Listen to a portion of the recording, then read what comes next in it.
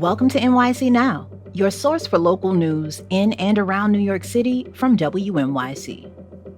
Here's the Midday News. I'm Janae Pierre. Police say 4 people are facing charges in connection with a shooting in the Bronx that killed 1 man and injured 4 others this week.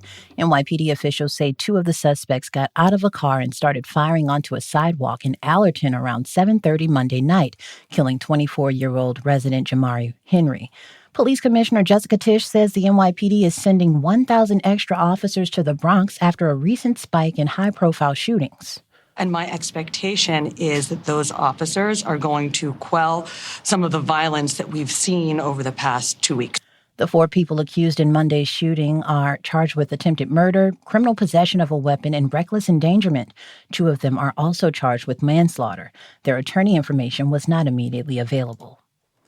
2 men died in NYPD custody in separate instances over the weekend. WNYC's Charles Lane reports both had been arrested for low-level crimes. 29-year-old Musa Seton was arrested in Midtown for unpaid pedicab fines. Police say he was found hanged in his cell and died 2 days later at Bellevue Hospital. That same day, 46-year-old Christopher Nieves suffered what police called a medical episode at Brooklyn Criminal Court after being arrested for allegedly stealing from a Whole Foods. Legal aid attorney Ariel Reed says the deaths reflect failed policy. Throw them in jail. Don't actually get at what is causing the underlying behavior in an attempt to solve that. Police Commissioner Jessica Tisch has said she's not bringing back broken windows policing, but that more low-level arrests help make New Yorkers feel safer. Stick around. There's more to come. This is NYC Now. Congressmember Jerry Nadler will not seek re-election next year after representing parts of New York City and Washington for more than 30 years. Nadler's decision represents a changing of the guard in Manhattan politics. Here to talk Nadler's legacy is someone who has known him for decades, former City Comptroller and former candidate for mayor Scott Stringer. Welcome to the show.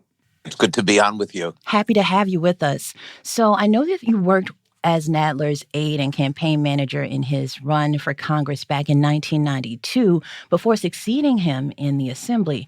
What drew you to Nadler as a young, up-and-coming politician? You know, one of the great gifts that the congressman, I think, will be remembered for was his ability, even 30 years ago, to bring people, younger people, into the political process and nurture them and mentor them. And there is a whole group of people, not just me, but a whole group of people who got their start with Jerry Nadler, fighting the political wars on the Upper West Side. And he really built a group of progressive-minded people who went on to do some really good things, myself included, and it was really because of his mentorship. So I was attracted to him at an early age because he wanted people like me to be part of the political process, and I was really grateful to play a role running his campaign for Congress, working for him, and then working as his colleague. Yeah, what a wonderful legacy for him to have. Now, as I mentioned, you succeeded Nadler in the Assembly in 1992 when he was elected to Congress. Are you interested in running for his seat in Congress? Look, I've had this incredible career as a state legislator, as a borough president, as controller, ran for mayor. I think at this moment in time, this seat, which is so special, needs to be somebody who can work the seniority system, meaning someone who is young, somebody who has long-term views and purpose. Look, we got to fight Trump and we've got to defend Social Security, but I'm not sure in defending Social Security we need somebody in Congress who is eligible for Social Security. This is about the retirement security, also of our next generation of families, people who are young coming to the city, making it vibrant. So for me, I'm looking for that next gen candidate who can, do what Jerry Nadler did a generation ago. And they're out there and they're going to be talking about running. Yeah, you're talking about a next gen candidate. Any names in particular? There's a great article by Tom Allen today in City and State listing all the candidates who could possibly run. And we haven't even figured out the next 10 of them that will be running in the next few months.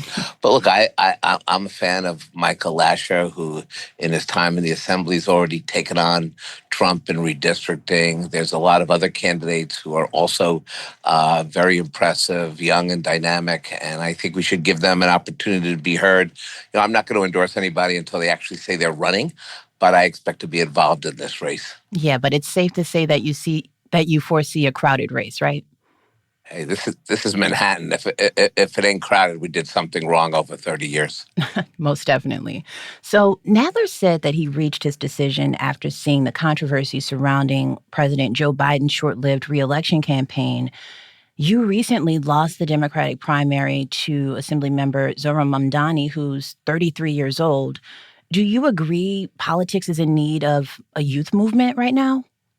Look, I think we have to look. I don't think you minimize experience and record building, because long term that's going to hurt the next generation. But I do think you have to value people who have been in the trenches, who are new and fresh voices. Look at the impact AOC has had, for example, on the body politic, not just in her district, not just in New York City, but across America. And who's she teaming up with? Bernie. So sometimes, a new energy coupled with experience, I think, can have an amazing impact in this country. And that's exactly what we tried to do when Jerry was running for Congress, when I ran for borough president. We were the new kids on the block. We were the people who were told to wait our turn. And because of our organizing and our politics and community work, we were able to also get a shot at governing. And I think that's important. And I think the success of a Mamdani administration will not just be because of youth.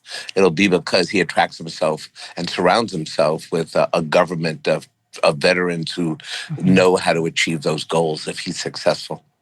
Our guest has been Scott Stringer. Thanks so much for joining us. Thanks. Good to be on. Thanks for listening. This is NYC Now from WNYC. Check us out for updates every weekday, 3 times a day, for the latest news headlines and occasional deep dives. And subscribe wherever you get your podcasts.